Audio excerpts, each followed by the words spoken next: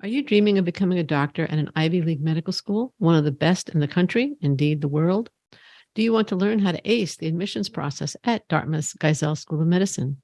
Tune into this episode of Admission Straight Talk, where I interview Dr. Roshini Pinto-Powell, the Associate Dean for Admissions at Geisel, and get her insider tips on what makes a successful applicant. Welcome to the 530th episode of Admission Straight Talk. Thanks for joining me today. Are you ready to apply to your dream medical schools? Are you competitive at your target programs? Accepted's Med School Admissions Quiz can give you a quick reality check. Welcome to Admission Straight Talk, the podcast dedicated to graduate admissions and helping you approach the application process thoughtfully and successfully. Your host is Accepted's founder and world-renowned admissions guru, Linda Abraham.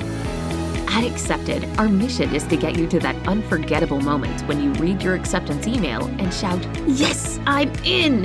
Confident you'll be attending the perfect program to help you launch the career of your dreams.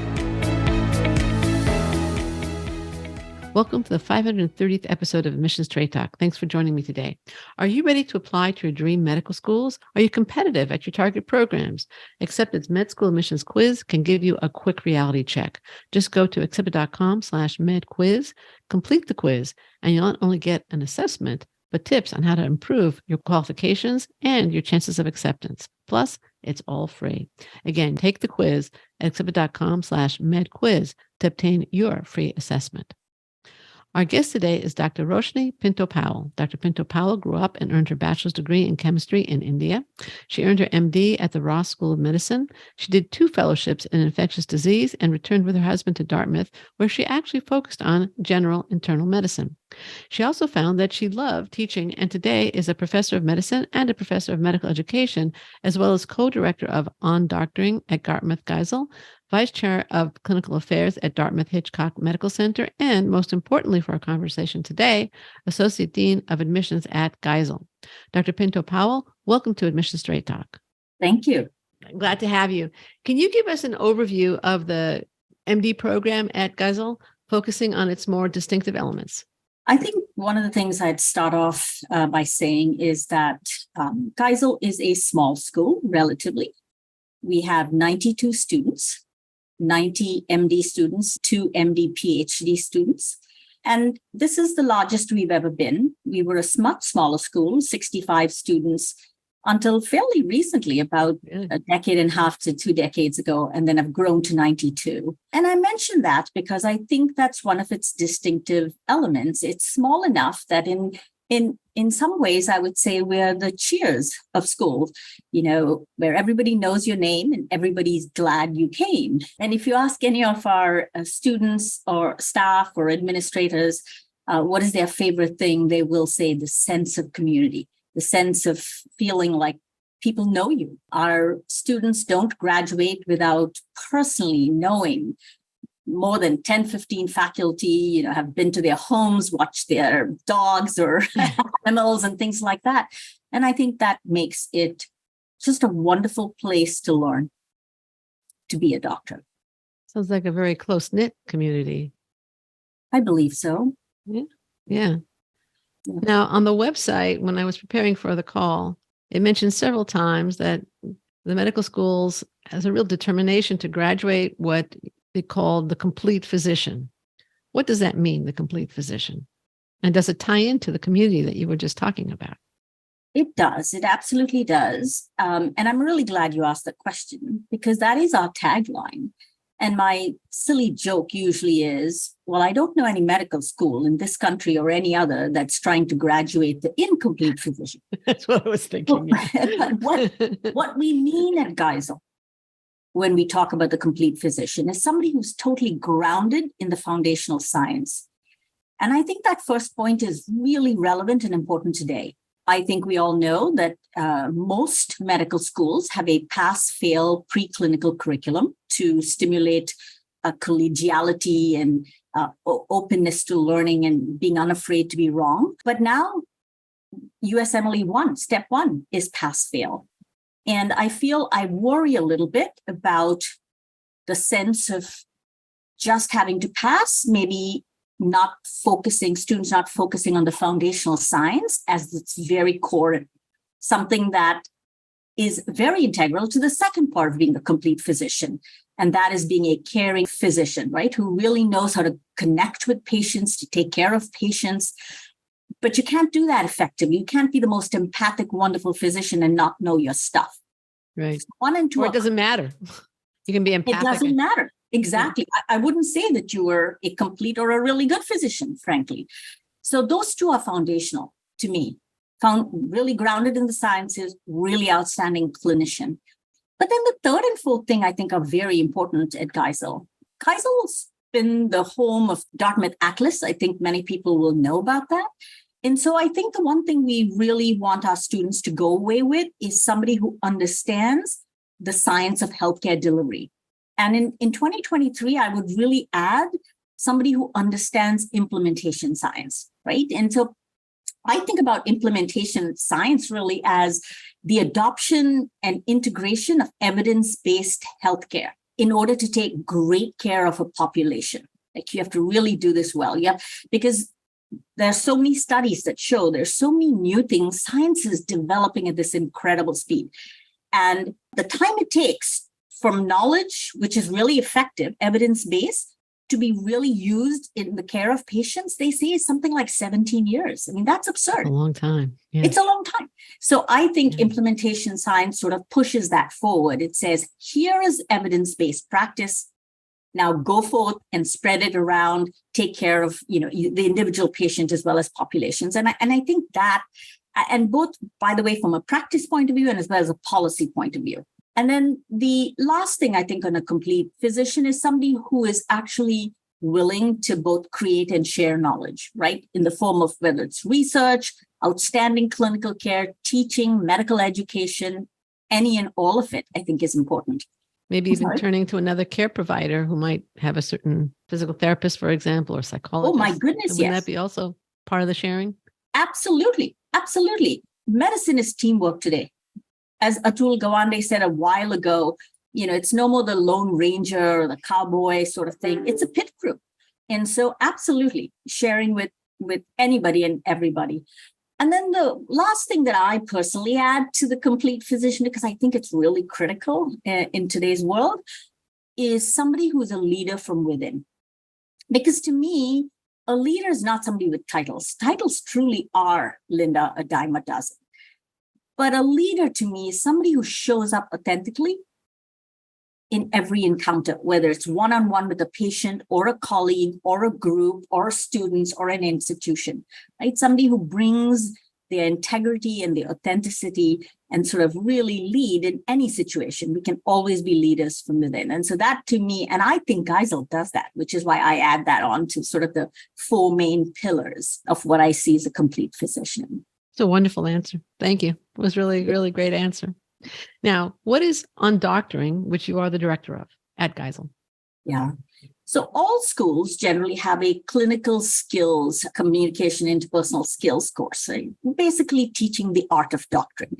While I'm talking about evidence-based and I'm talking about the science and foundational science, which is critical, the second piece is that being a good clinician, being somebody who truly brings in the authentic self, listens to the patient, understands things like shared decision making. We don't make decisions for patients anymore. We partner with them, trying to get them to really understand what the evidence base by sharing appropriately in appropriate words, not scaring them, but also not just saying, oh, do this. And so our course at Dartmouth is called On Doctoring. It's been in existence for a long time. I've had the absolute honor and pleasure of running and directing the course for the last 15 years. And what I really love about it is it's extremely robust. So our class of 92 students is broken up into groups of 8 or 10, and they meet with 2 faculty for a group of 8 or 10 every week for 2 hours. So it becomes sort of homeroom. They really get close, and then they learn the skills of doctoring, starting off obviously with sort of how do you take a history, ask the different components of the history in a caring, empathic, and open way, being non-judgmental, and then learning each and every portion of the physical exam skills. But in addition to that, Geisel, the undoctoring course, has a lot of these high-level communication skills like breaking bad news. How do we do that? And, when we say bad news, I think our mind immediately goes to cancer. But to be fair, somebody who is newly diagnosed with high blood pressure and needs to take a pill every day of their life, that can be terribly bad news. Or somebody who is a diabetic and you need to put them on insulin, that can be devastatingly bad. So how do you empathically and in a caring way share this information, partner with the patient? We do a session on intimate partner violence, a huge societal issue. We have had a transgender medicine session for the last 10, 15 years.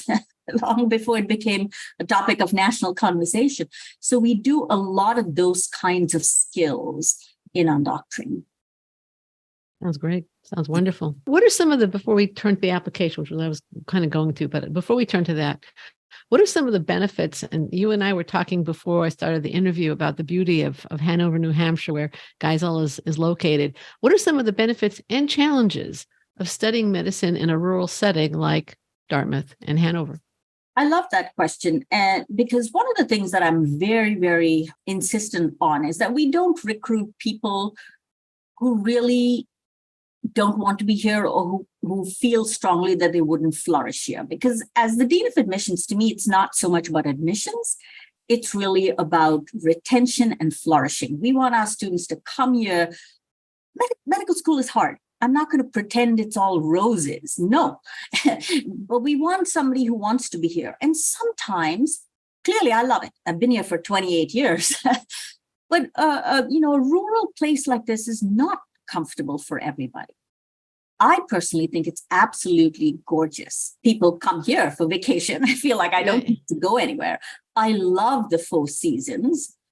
Some people who have not experienced winter might feel it's hard, but I think once you wrap your mind around it and you understand sort of the concept of layered clothing, which I didn't when I first came here, I had to, it had to grow on me. I think our students really learn to stretch themselves and try things that never would have before, like skiing or, ice skating. And I think that sort of stretch and growth is really important for us to become sort of well-rounded. We tell our patients to exercise and go outdoors and commune with nature. I mean, here, it just allows us to do that. It's in your backyard. Yes, it's in our backyard. I think it's close enough to cities like Boston and New York. So, for instance, we have a Dartmouth coach that in 2 hours and 15 minutes or 2.5 hours, you can be in Boston. In 5 hours, no driving, you can study in the coach. And in 5 hours, you'll be in New York City.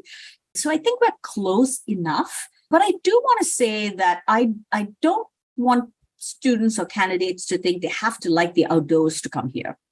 No, Dartmouth College. So we have this absolutely wonderful Hood Museum. We have, the arts that comes here, musicians that come here from all over the world. So we do have other things. You don't have to be an outdoorsy person. And lastly, I'll just say one thing because I think it's actually critically important. I always tell students, sometimes it's really important. We don't realize how regional the practice of medicine is. And I do say for people in the Midwest or across the country, it's almost important sometimes to come to a different course to learn medicine and then go back to where you live or where home is for your residency or your final practice. People are often surprised. I mean, that's what the Dartmouth Atlas showed, how regional variations in healthcare. Oh my goodness, it's fascinating. I'd love for you to Google it and look after our conversation. I think I will. Yeah. I hope our candidates who are listening to this do that. And I think it's a peaceful place to stay. 4 years, I tell my students, 4 years, you can kind of no distractions. And this is another reason, I'll be honest, I think they form such a tight-knit community. Yeah. Our students say, like, every class thinks that they are the best class. It's somewhat hilarious to me, right? And I have to promise everyone, yes, yours is the best. I tell the next class. But I'm glad that they feel that way. Of course. I'm glad. And I think part of it is this bonding. There's not a whole lot of other distractions. So they really get to know each other well. They have house parties all the time. Those that don't, some run or bike together, but others cook with each other and, really get tight. Anyway, clearly I love this place and I could wax lyrical on and on. I also I visited Dartmouth many years ago, and I remember talking with, at that point, it was the admissions officer of Tuck that I was speaking with. And she said that nobody locks their doors. Now, I don't know if that's still true. This was about 20 years ago. It's true. It's still true. Doors or cars. We don't. Okay. I don't have a front door key. I'm being honest. Really? Yes. Wow. Okay. So that's. I'm sure I have it somewhere, but I don't know where it is.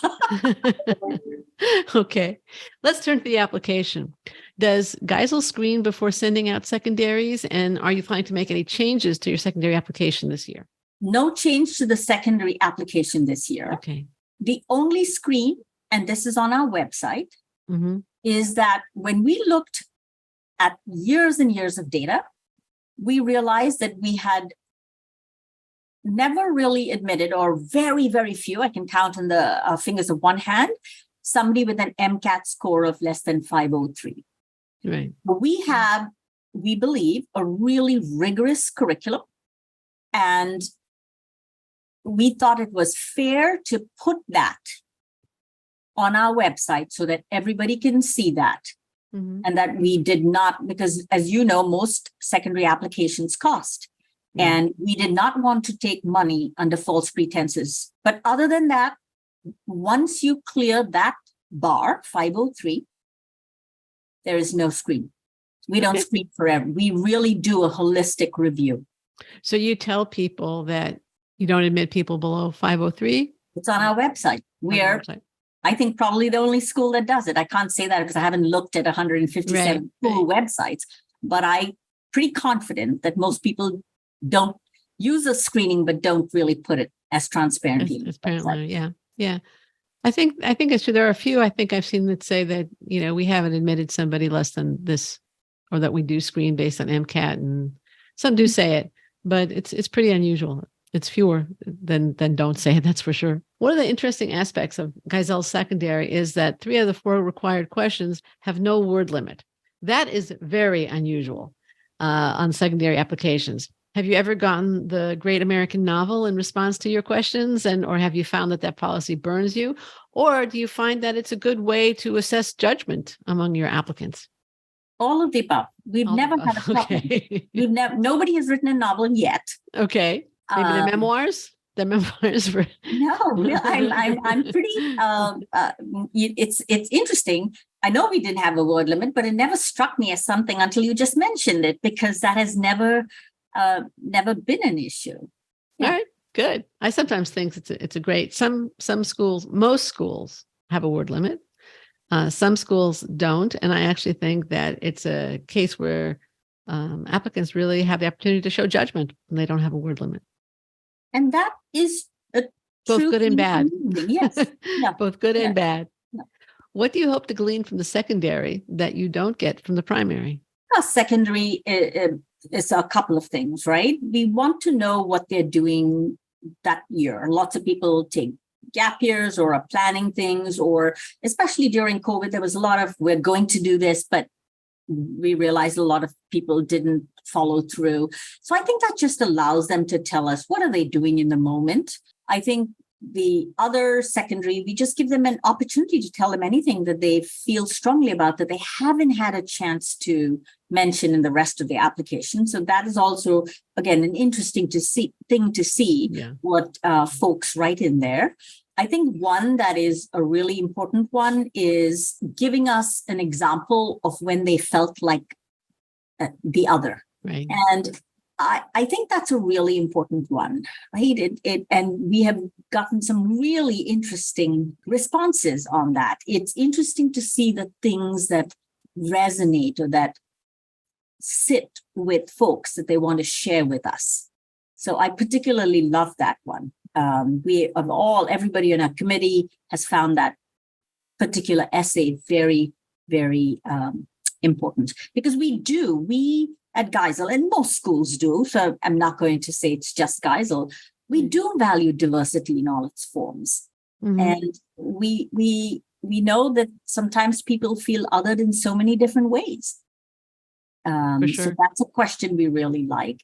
And then the last question is about tell us why particularly Geisel. It's always nice to hear some nuggets that you might. Sometimes it's clear that folks are simply reading the website, but to me, that's good. Reading the website, That's a good start. It's a perfectly good start. Maybe they'll start quoting this interview. There you go.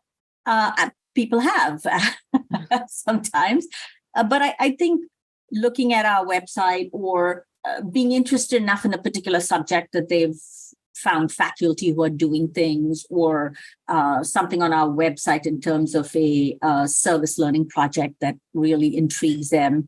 I think lots comes out in that I think we find valuable. Okay, great. Thank you. How do you think AI will affect medical education? That's question number one. Question number two, which is closely related.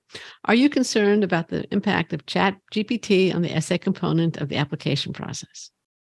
I'll answer that one first. Okay. I'm not worried at all. Okay, great.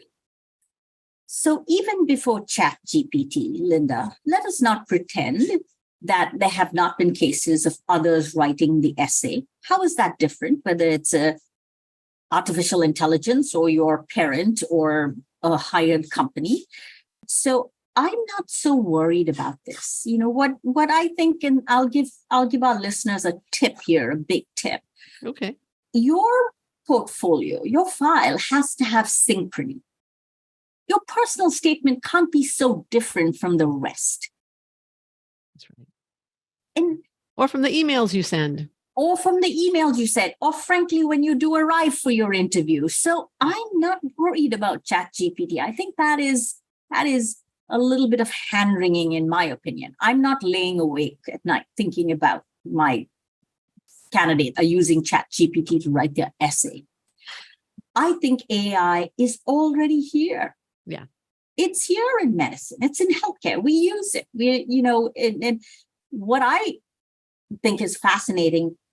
So at Dartmouth, we have an incredible associate professor, Dr. Saeed Hassanpour, who actually is an expert in AI. And we are working together with some students. He is doing a lot of incredible work separate, but we are actually looking at how do we train our students in the big concepts of artificial intelligence, because it's here already.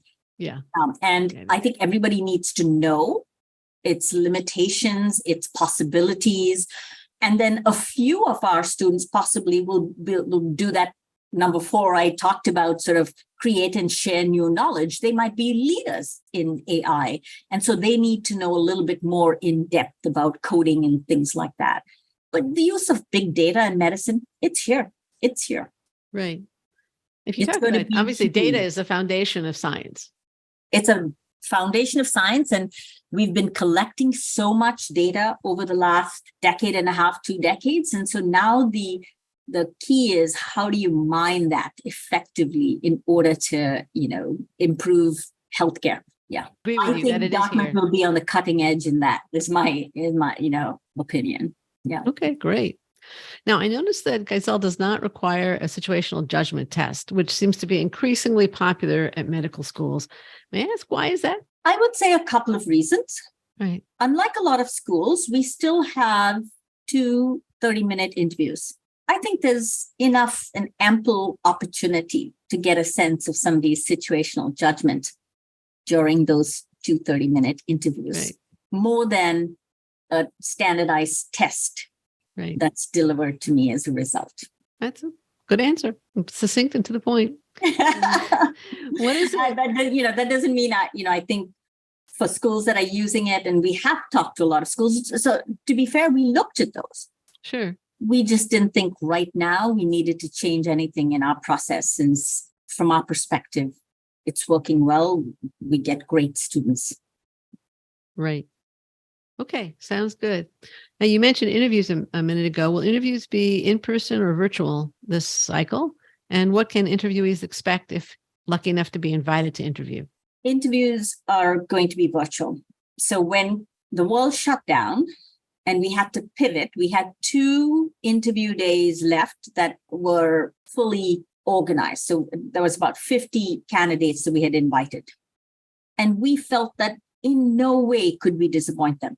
In no way could we just say, sorry, that's it. So we literally turned on a dime within a week and set up 2 virtual interviews. But what we also did, this is the Dartmouth way, we're all about studying things and doing continuous quality improvement. So we studied those 2 days, and we studied it from many perspectives. We studied it from the satisfaction, whether the faculty or not faculty, because we also have staff interviewers, whether the interviewers were able to connect with the candidates, whether the candidates felt they were heard, seen, and listened to. We also studied whether, there was any difference in the rate of admission for those 2 groups, offered admission compared to the rest of the year. Right. And we found there was no difference. And we found that the candidates actually were quite comfortable with virtual interviews. Candidates are younger. They are used to things like FaceTime and all of this stuff. Our interviewers that for those 2 interview days just were worried that they had not connected. But the candidates didn't notice that. The candidates, when we surveyed the candidates, they said, we felt they connected well. So it was just a worry because they had done the rest of them in person, so they were worried about that. And then that we spent that summer looking at the results and then training our faculty and sort of doing it. And we've been virtual ever since. And let's be fair, when you think about the cost to these candidates in terms of money, time, travel, the carbon footprint, you name it, I can't see going back. Okay. I can't see going back. All right. Yeah. Do you encourage applicants to visit at some point in time just to get a sense of Dartmouth? Yes. Yes, absolutely. Especially, if they're offered admission, we have open houses for sure that they can come way before the second look day. That is correct. Okay. Makes sense. Now, what makes for a great interview? Now, and what is the interview day like? I mean, is there a chance to meet with students virtually? Is there, obviously, you said 2 one-on-one interviews? What can they expect, and what makes a great interview at Dartmouth? Sure. I just spent the first half telling you how wonderful our students are. Truly, they are, right? So if you ask young people today, you ask our candidates, people who really connect with and recruit candidates is our students. So we have the candidates meet with our students before the interview in a process we call Geisel conversations. So our interview days are on Thursday. The candidates get invited to meet with our students. These are student volunteers. There is no coaching. As I told you, we never want to recruit people under false pretenses. And nobody in the admissions team is present for these interviews. These are not monitored. It's simply the current students with the candidates. And we tried very hard to have a preclinical student and a clinical student so that they can ask any range of questions. So they meet with the candidates meet with our students on Tuesday, and then they come to our interview on Thursday. Our interview starts at 10 o'clock to allow for the 3-hour difference so that the people on the West Coast, you, for instance, would really be able to get up at a reasonable hour. Yes, 7 o'clock. Exactly. We have a lovely informational session. So we at Geisel, we have an incredible admissions team. My admissions team is small but mighty. And our candidates absolutely love the team because they are so personable, so welcoming, so warm. So they are met by our admissions team and myself in the morning. I do a little bit of a welcome. I talk to them about, important things. Medicine needs to be a kinder, gentler place. It simply has to change. And so when I talk to them about stuff like that, it's a small community and they might see each other at other interviews. And so really kind of trying to get to know each other and making this a really fun-filled day, I think, is what we go for. So our director, Aileen Panitz, and our assistant director, Alicia Ken, do a little informational session. We use a short PowerPoint, but they just talk through what is Geisel other than what you've seen on the website, tell candidates a little bit of what they can expect about the curriculum, what they can expect about the sort of extracurricular activities and things.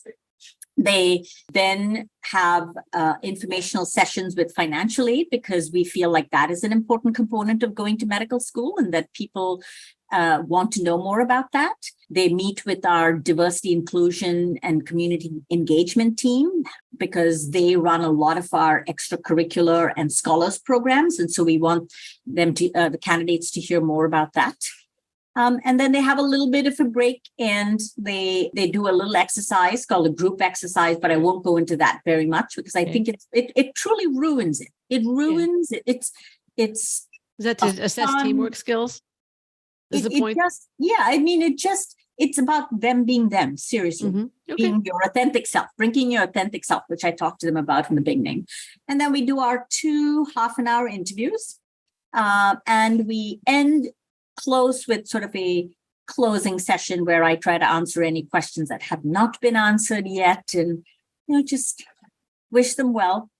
It's a long season. Our heart goes out to them. Yeah, it's a long process. Yeah. Right, great. That's our day. What is a common mistake that you see applicants make in approaching the primary or the secondary application? I'm kind of going back a little bit here, but I don't know that I would say that I've seen mistakes, so to speak, but I would say the thing I would offer is when talking about their most memorable experiences, in addition to a little bit of a description, to really, basically, we want to know how did that experience change them? How did that make them think differently, see something differently? That gives me a little bit of a window into who they are. Right? The description of the event itself is less important, I think. Personal statement, again, some people repeat a lot of their experiences. And I would say, try to keep every section telling us something different and more about you. The more we know about you, the more we'll get to like you or more we want to meet you. So try to not be repetitive in a lot of those. I don't see any major pitfalls or errors I think. I think you actually listed some really big ones. If you're repeating what your activity section and the personal statement, it's a wasted opportunity.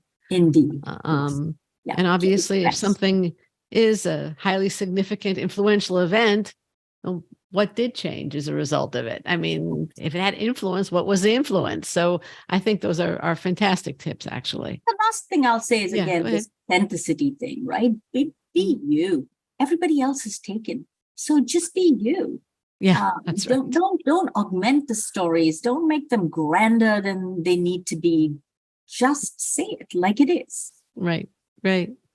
Now, your website says that Geisel received approximately 7,000 applications for, as you said at the beginning of the class, 92 spots, and that's your biggest class ever. How do you winnow it down from 7,000 to 92, especially from completed application, in other words, from the secondary to the interview? With difficulty, great difficulty. Yeah, it's a good answer. No, it's really tough.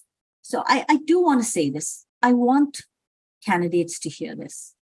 As somebody who's been in medicine for 38 years and wakes up every morning pinching myself, being so amazed that I get this opportunity to take care of patients and to teach in the way I do, I am thrilled that still incredible humans, our candidates, want to do medicine, right? It's not anymore the kind of thing, the way people used to think about it, that you could make a good salary. You do, but there are many other jobs now that have better salaries.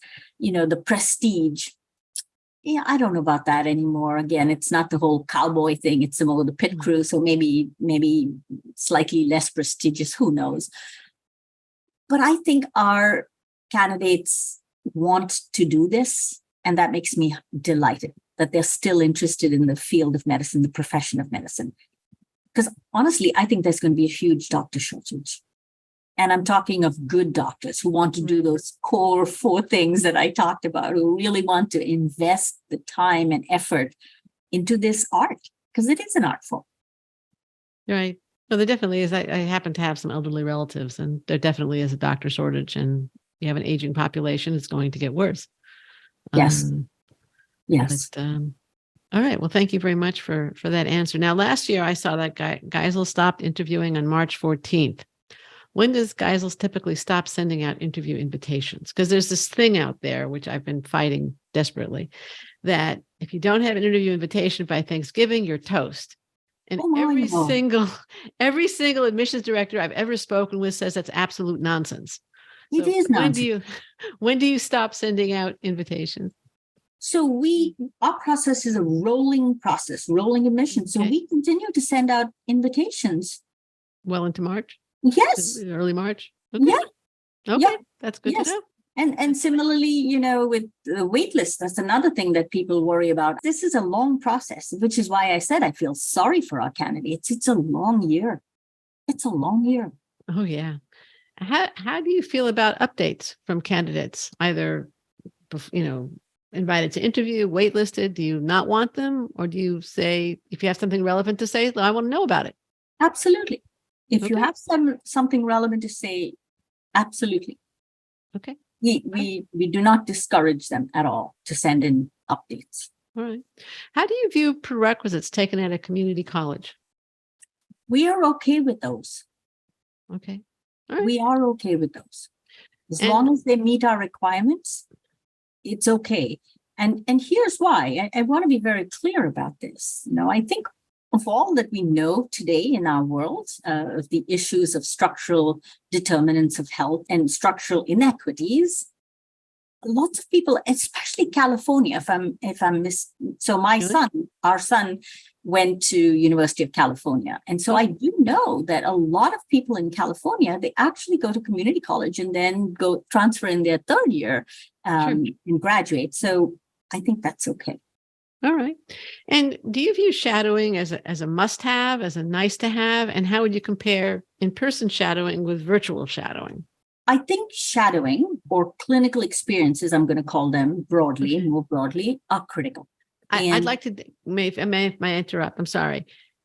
Shadowing is when you accompany a doctor and you watch a doctor. Clinical experiences could be when you're actually doing something. You're volunteering, you're an EMT, you're prescribing. I completely agree with the way you've categorized them, but we think about all of those as clinical. Got it. Okay. Right? Definitely, if you're an EMT, definitely a nurse, a medical assistant, or anything, pharmacy, you're doing a lot of healthcare anyway. So that's a lot of clinical work, but you may not have that opportunity if you're a full-time college student. Shadowing is all you can do. So we think about it under the umbrella of clinical. Okay. Getting clinical experience. That is critical. Oh, absolutely. It is absolutely critical. And during COVID, we completely understood the inability to shadow or do clinical work in person. But I do think now that hopefully time has passed permanently, but maybe not. We hope. For the moment, I do think that's important. Virtual shadowing was a really incredible and innovative way of doing things. And I think it's useful as an adjunct. For instance, if you wanted if somebody has kind of clinic that intrigues you and you don't have anything locally and you're doing that in addition, but that cannot be your only clinical experience. Would the same be true of even in-person shadowing? Would that be okay as your only clinical experience? Yes, I think that's okay. Yeah. So in-person shadowing, and I'm assuming this is backed up with other service things that are, right. Yes. Okay. I mean, I'm thinking about the current senior in, taking a full course load. How much more can they do than that? Right. Right. If you're taking a gap year, that's totally different. If you're, doing something else, yeah. But if you're going to a full-time school, there's only so much time in the day, the last time I checked. And 168 hours in a week. Thinking about that, that's the one thing I didn't call out, that, I want people to be authentic and honest on their hours and how they calculate it. Great Because point. I do look at some of those hours. Somebody says they've like 5,000 hours here and then 5,000 hours there. That is not enough time, especially if they're going to school. So that doesn't jive. Right. The math doesn't work. The math does not work. Right. Okay. Good point. This is a listener question that I got a few months ago, and I like it, so I've asked it several times. Now you were once a pre-med student. If you were a pre-med student today, traditional or otherwise, planning to apply in 2024, this cycle, or 2025, the following cycle. I realize it's 2023, but for matriculation in 2024, 2025, what is the one thing you would be doing to prepare yourself for medical school? What would you tell your younger self to do? Most people cover this, but I want them to really think about why they want to do medicine. That was relevant in my day. That's relevant today. Right. Why do you really want to do this? Because everybody knows medical school is hard. And everybody knows you come out with a lot of loans. And everybody knows that it's not an easy path. And so it has to be something you're willing to work towards. And if it's not your authentic need, but perhaps a parent pushing you to go, or perhaps this idealistic thing, I'm good in science, so maybe this is a path for me. I want to help people. I want a little more than that, because there's a lot of healthcare professions you can go into. I can tell you when a client gives me that answer, I want to help people. I said, when my sink is stopped up, my plumber helps me too. Yes. So why do you want to help people in this particular way? Right. So I want them to really deeply think about why medicine, rather than, and in a way, I think this is even more relevant today because the path seems accelerated. Everything is quicker. We have them do a million things. We have them check a million boxes, and they're running around checking those boxes, being good. Do you advise a gap year? If needed, yes. So if somebody says to me, like there are some people who believe that you should want to be a doctor from the moment you're born, and that means something. I don't. I think there are a lot of people that are great doctors who've actually been working in other fields, and they just felt this deep call. They gave up whatever they were doing, sometimes went back, did a post-bac, did lots of service along the way, and had this recognition about this is what I want to do. Love that. So yeah, if it takes a gap year to have that reckoning, then go ahead and do it. What would you have liked me to ask you?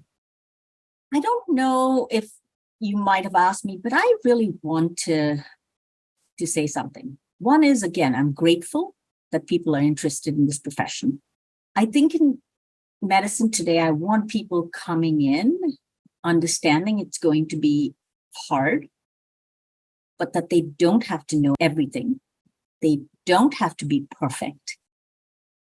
That nobody, at the volume of knowledge that is churning out every day, there's nobody who knows everything. So it's perfectly okay to not know. That's why you're coming to medical school. I want people not to constantly compare themselves to each other, feeling like imposters, which is very big in a lot of professions, definitely in medicine, because I feel that these things hinder learning. And there's a very important thing in medicine that you have to be internally motivated to want to do this and do it well. Right. And skill takes a long time. The other thing I think we want it yesterday, right? But this is science and art, and it takes years. Even when they graduate from medical school, they're not going to be great physicians. That takes a lifetime. Don't get sick in July, right? Right. And so I wanted to say that we think Geisel will get people there. Not only the foundational sciences are very strong. I think for decades, we have been really excellent in our clinical care. I mean, if you think about the first X-ray was at Dartmouth. clinical Really? expert. I didn't know Yes. that. The first ICU in the country was at Dartmouth. I already talked about the Dartmouth Atlas. I think a lot of people know that the mRNA COVID vaccine went quicker to market because that happened with the scientist at Dartmouth. And so I think we could help people get to be that incredible, complete physician if they want to be that. But they need to look inside deeply first. That's a great way to end the interview. Thank you so much, Dr. Pinto-Powell. I think we're almost out of time. I want to thank you again so much for joining me and sharing your expertise and enthusiasm and authenticity. This has been just delightful. We're linking to the URL for Dartmouth Geisel. Where can listeners learn more about Dartmouth School of Medicine? It is geiselmed.dartmouth. Sounds good. Yeah. We're going to include links in the show notes, accepted.com/530 to Dartmouth Geisel, as well as to other resources that may be helpful to listeners. Thank you, listeners, also for joining me. And a quick reminder, don't miss the med school admissions quiz. Find out if you're really ready to apply and competitive at your target schools. Take the free quiz at accepted.com/medquiz today. This is Admission Straight Talk, produced by Accepted, and I am your host, Linda Abraham. I'll talk to you again next week.